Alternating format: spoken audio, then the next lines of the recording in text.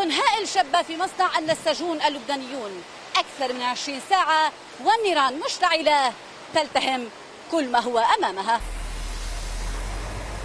منذ ما بعد ظهر الجمعة والنيران تشتعل في المعمل الوحيد في لبنان الذي كان مع عدد قليل من المعامل والمصانع تناضل للبقاء على قيد العمل، وهو الذي تأسس عام 1999 ليكون مصنعا نموذجيا لصناعة السجاد. الكل مستنفر، أجهزة الدفاع المدني، البلديات وحتى الأهالي، لإطفاء الحريق الذي بدأ في هنجرات التصنيع وامتد للمباني المجاورة.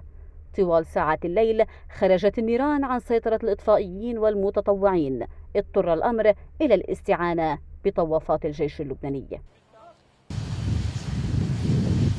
من امبارح لليوم كل المؤسسات والجمعيات والدفاع المدني لليوم بكل طواقمها بعد ما وقفت.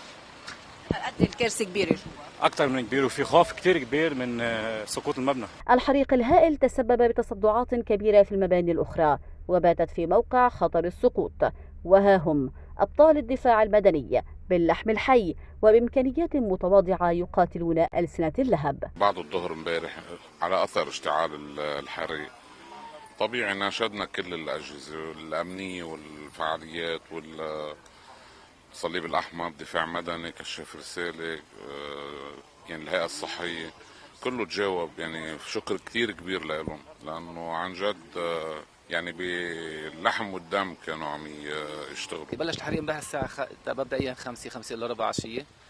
نحن توجهنا بالسيارات محافظة نبطية ودعمونا بمحافظة صور ومن صيدا ومن صور ومن بيروت ومن جبال ومن جونيا، وصار تبديل الطواقم على مدار الساعة. صح كنا عم نشتغل السلالم موجودين، بس نحن الساعة 11 12 ما عندنا مي، ما في يعني ما لهم مي، كنا بنعبي مي ننزل على صيدا. طوفات يعني كنت بتفهم انا وضع الناس انه تقول لنا طوفت نحن عم نطفي مبنى يعني في بطون مسلح، اذا بدي كب المي وما بدي كب المي على البطون بيتدخل قبل ما يوصل على الارض.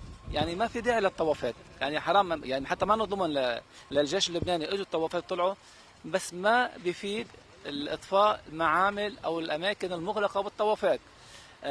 سيارات الاطفاء نحن كان في عندنا بنناشد بعد هلا بنناشد البلديات وزاره الطاقه تخلي الكهرباء جايه لنعبي مي. هي مأساة كل مواطن جنوبي حب يستثمر بأرضه يمكن يكون دفع الثمن. اليوم هيدا من أهم يمكن المعامل الموجودة بالشرق الأوسط. الوحيد هذا أكبر بيقال إنه أكبر معمل سجاد بالشرق الأوسط، مش بس بالجنوب. في مئات العائلات هون بترتزق منه عايشة منه، للأسف ما حدا عارف شو صار. الأهالي جاءوا يتضامنون مع الأبطال هنا. يعني هالقد فينا نوقف معهم، كل الشباب الله يعطيهم العافية كلهم سوا، من جمعية الرسالة للهيئة الصحية للدفاع المدني لكل الجمعيات، نحن هالقد قادرين نقدم. وزير الصناعة في حكومة تصريف الأعمال جورج بوشكيان حضر متفقدا الكارثة التي حلت بالصناعات الوطنية. كارثة كبيرة، بس ربنا بيعوض الحمد لله. طول عمرنا نحن بنمرق بالأزمات بنرجع نمرق منها.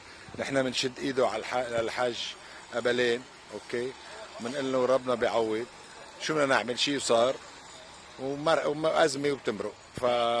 وخاصة الشيء الحزين انه هلا بفترة العيد كمان، بس ماشي الحال، خليني يزيد. ونحن نشدنا جميع البلديات، اتحاد البلديات يدعمونا قد ما فيهم بالماء، يعني كل ما يجينا سيترنات ماء كل ما بتسهل العملية أكثر وأكثر لنخلص هيدي الكارثة اللي عم بتصير بأسرع وقت ممكن. بدوره عضو كتلة التنمية والتحرير النائب هانئ بيسي حضر متفقدا هذه الكارثة. كارثة حلت بمؤسسة تضم العديد من العمال وتحتضن العديد من العائلات في المنطقة. كارثة حلت، أمر مؤسف ومحزن.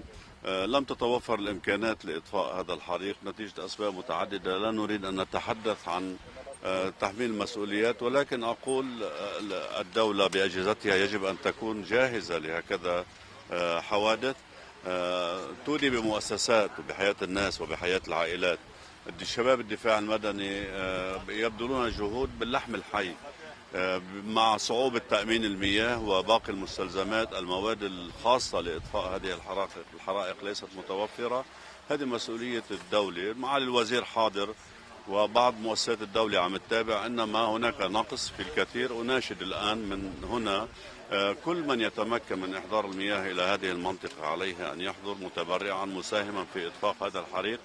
الذي لا يكتفي بتدمير المؤسسة بل ما يصدره من تلوث يؤثر على كل الجنوب. وتبقى الكلمة الأخيرة لمن آمن في الاستثمار في وطنه، صاحب المعمل حسين قبلان. المصنع تأسس بسنة 1999، كان بعده الشريط الحدودي محتل، ولما أسسناه وكنا عم نبنيه كانت القصف بعدنا كنا نشوفه تحت عيوننا هون يعني، والناس تفاجئت انه كيف نحن عم نستثمر هون، حتى واستثمرنا مش بهيك كيف ما كان، يعني جبنا احدث معامل كانت نازله، كنت مآمن بهالبلد انه هالبلد بده يرجع يصير وبده يكبر وبده يتحرر وبده يرتاح، ومآمنين بهالمنطقه بدنا، لانه كنت شوف معاناه المنطقه ما فيها اي مؤسسات صناعيه. إذن هي كارثة حلت على مئات العاملين هنا وعلى عائلاتهم، ولعل الجانب الإيجابي الوحيد فقط في ظل هذا المشهد المأساوي أن الأضرار اقتصرت فقط على الماديات ولم يصب أحد بأذى. من زفتة رشا الزنهاشم، أنبيان.